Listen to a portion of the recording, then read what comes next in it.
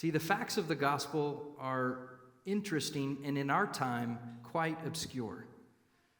We gather today in the year 2026, so, roughly 2,000 years removed from events that we proclaim have an effect on us now and in eternity.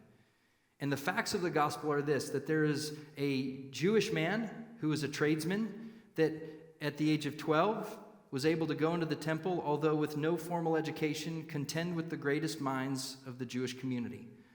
And then as he grew older, he went around proclaiming that not only did God exist, but that very God, the Father, that he had come from that God, that he was the Son of the Father, and that he was the one that had been prophesied as the anointed one that would come and save the world.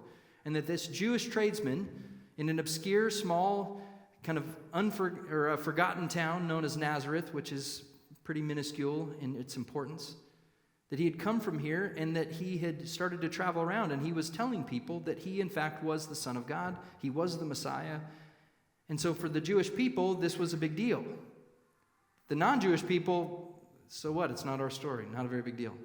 And so he continues to go around within this Jewish community, and he's healing people. He's driving out what seems to be demonic influence, and he is exercising authority in the physical realm, in the spiritual realm. He's calming storms. He's feeding 5,000 people out of just a couple of loaves and some fish. Like, he's doing things that are now gaining the attention of the broader community. And eventually the Jewish leaders, they don't like him. Odd. He's their Messiah. But they don't like him. They don't want him. And so they orchestrate a plan that will get him condemned publicly and then publicly executed. And that's exactly what happened. And then 3 days later, people started to say, we've seen him. We've talked to him. We've actually engaged and interacted with him. And then ultimately 500 people will testify to the reality that they have seen Jesus of Nazareth walking alive after they publicly saw him dead. And so these are the facts of the gospel, that Jesus came, lived, died, and rose again. And those facts are embedded in a broader story, not just a Jewish story.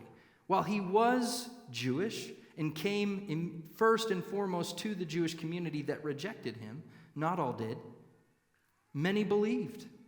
And they believed that he was in fact the Messiah. And then Jesus appears to a guy named Paul, who's like the most Jewish Jew of all, and says, I want you to go to the Gentiles, not to the Jews. And you're going to tell them that this salvation is actually for them. And so as Paul is going around explaining this reality to Gentiles, he's broadening the story. It's not just a Jewish thing. It's a human thing. And how can he say that? Because it's a human problem. The God of the universe who created everything, created humans to reflect him, to love him, to know him, and to spread him and his name and his understanding throughout the globe. And then they failed. And they're broken. They rejected him. They rejected their first responsibility, and they rejected their own image and identity. And so ever since then, sin, evil, brokenness, murder, all of the list runs rampant through humanity. So it's a human problem, to the extent that Paul says in Romans 3:23, for all have sinned, not most, not some, all. Every human is broken. And it doesn't take us long to look to see that even outside of the church, people understand that brokenness. You look at how many of the bestseller lists or the Instagram feeds or the memes or anything that's out there that's trying to tell you, just do this and your life will be better. What does that imply? That your life is broken. It implies that we're not what we ought to be. And in deep down, everybody gets that sense.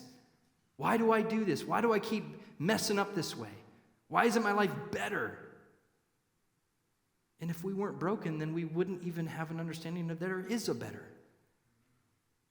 And yet we all long for it.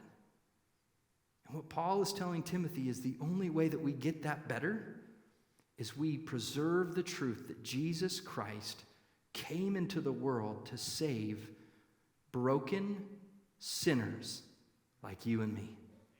That's the gospel. That's it.